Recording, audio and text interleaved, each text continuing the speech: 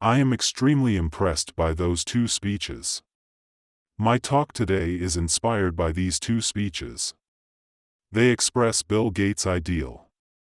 This ideal can be summarized in a concept, which is creative capitalism. Creative capitalism, the phrase that is used. The same concept is the subject of both speeches. He returned to Harvard University in 2007 at the invitation of his alma mater, and on this day, June 7th, he finally received this diploma, the undergraduate diploma. He is once said to be the most successful dropout in Harvard history. At the time he dropped out of school, and he told his father that you have to believe me, I'm going to graduate from Harvard one day. He said that his father had been waiting for me for 30 years, and today his words finally have come true, so he was very happy and excited.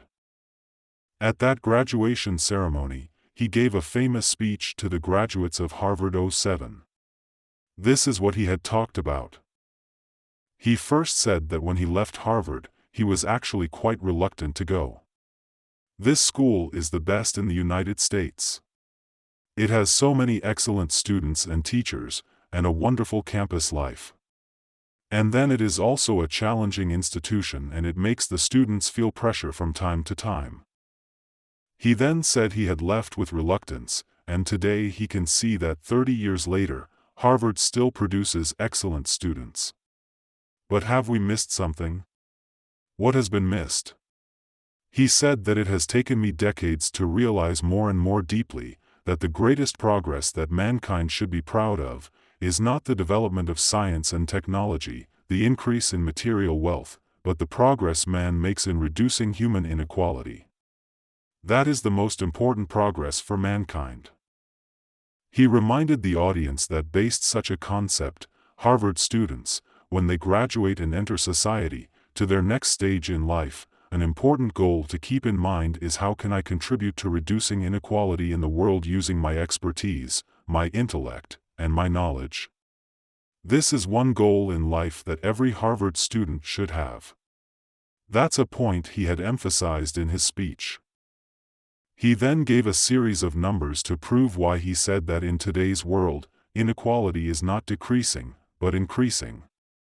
These numbers, I would not have known if he had not made the association. The first important data, today on this planet there are 1 billion people, the poorest 1 billion people, their degree of poverty is such a degree, put against a quantitative standard, they live on less than $1 a day. What is the concept of $1? According to today's conversion rate between the renminbi and the US dollar, we can understand that his daily living expenses do not exceed 6 to 7 yuan. Let's imagine this kind of life, such dire poverty, and how many people live in this poverty situation on the entire planet today? 1 billion. That's enough to give us food for thought. The second statistic, of course we are not precise, he just said millions. Today on this planet every year millions of children are dying from diseases that are not a problem in developed countries, measles, malaria, pneumonia, meningitis, hepatitis B, and so on. He said all those diseases were well equipped to be dealt with in the United States, right? Because the United States has a highly developed vaccination system. In fact, here we also avoid all those problems when we are children. And that will eventually apply as well to the vaccination for hepatitis B, which has begun in Shanghai. So in this case, he said, millions of children die unnecessarily every year from those diseases, which are no longer untreatable, non-malignant diseases. Millions of children. These two numbers have truly shocked me. I've been wearing a nightcap for too long a time to think about capitalism. I know capitalism has covered up huge inequality with a facade of market equality, but I didn't expect the actual data to be so staggering. In this connection, Bill Gates highlighted such a theme in his speech at Harvard University. What is a good Harvard College student? He should care about humanity. Then at the World Economic Forum in Davos, the topic of his speech was to come up with a concept, creative capitalism. He first pointed out that today's capitalist system, accompanied by the so-called globalization movement, wants to make itself widely available all over the world. And what kind of economic system is this capitalist system today? It can be summed up very briefly in one sentence: this is an economic system that works for the rich.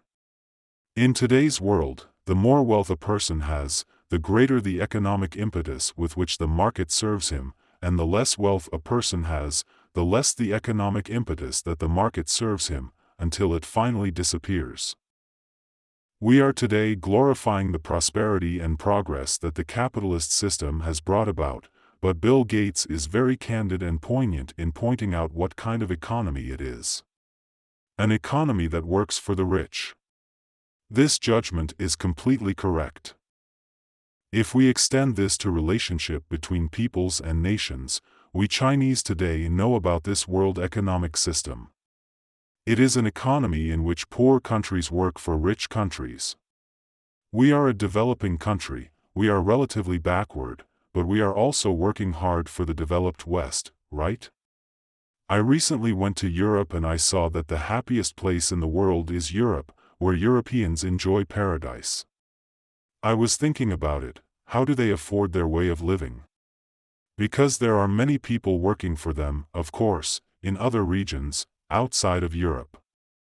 The truth, Bill Gates frankly said, is that all the progress we have made today, whether it is the progress won in the innovation of the economic system, or the progress won in science and technology, or the progress in knowledge, is not to reduce the inequality of human beings in the world, but to expand this inequality.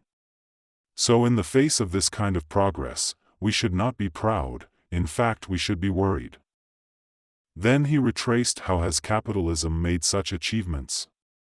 Of course, he said, it exploits the self-interest nature of human beings, the selfish self-interest, the self-interested nature. He said that capitalism achieved its success because it fully aroused this enthusiasm and opportunity for everyone to fight for his own interests. But let's not forget that we should not think that human nature is only about self-interest.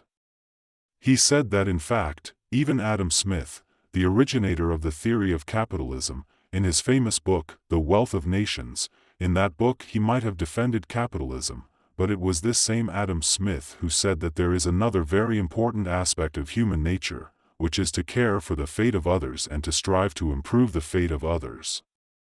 In the success in improving the lives of others, he had nothing to gain from himself, but he would feel very satisfied, Adam Smith said. That is to say, Adam Smith believed that man also has the ability to benefit others. Then Bill Gates discusses the question: can we continue to progress the system of capitalism as a market economy? First, he put forward his view of progress. He does not regard the increase in material wealth, the speed of wealth growth as real progress, right? Second, he does not regard science and technology, the progress that technology has brought to us humans, freedom from the shackles of nature, as truly important progress. What does he see should be the most important improvement? Reduction of inequality. This is his first view of progress. Then he thought that human progress did make some achievements. Which are the achievements? 4 aspects. The first aspect is democracy. Because of the establishment of democracy we have reduced inequality. Compared with previous social forms, at least political oppression disappears, political hierarchy oppression disappears. The second aspect is the public education system, which has been established in more advanced countries, which reduces human inequality and gives children from families of many different social statuses the opportunity to develop their talents and access to education. This is the second area of progress, which he says is more important than others. The third advance is the welfare system of health care, which is well established in some countries. The fourth aspect, then, is the wide range of economic opportunities offered by a free economic system. In China today, especially the younger generation, many believe so, right? Therefore, many Fudan students hope to start a business after graduation, because we are in the process of building such a market economy, and such a Chinese society may provide us with economic opportunities.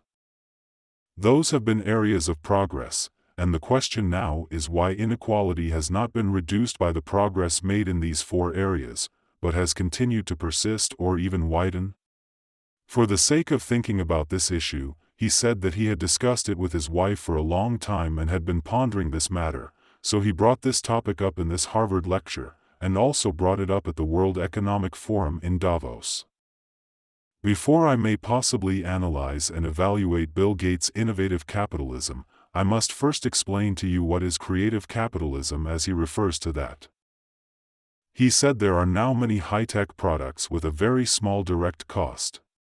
In this instance, the direct cost of producing such a product is actually relatively low. How low can it be? So low that if you sell to the poor at marginal cost, the poor can afford to buy and thus have purchasing power for the product. But then such a product, if you keep its price high, of course, only the rich can consume it. He said then you split the pricing, in which a company's basic profit is guaranteed and at the same time it can serve the poor. This observation leads to a second suggestion, because a government always has use of political power to control public resources. Public resource is allocated by the government, right? Private enterprises and groups may even use bribery or other means to obtain a share of such resources. He said that a government should use the public resources it controls to reward enterprises that provide services to help the poor. This is otherwise known as intervention by the state.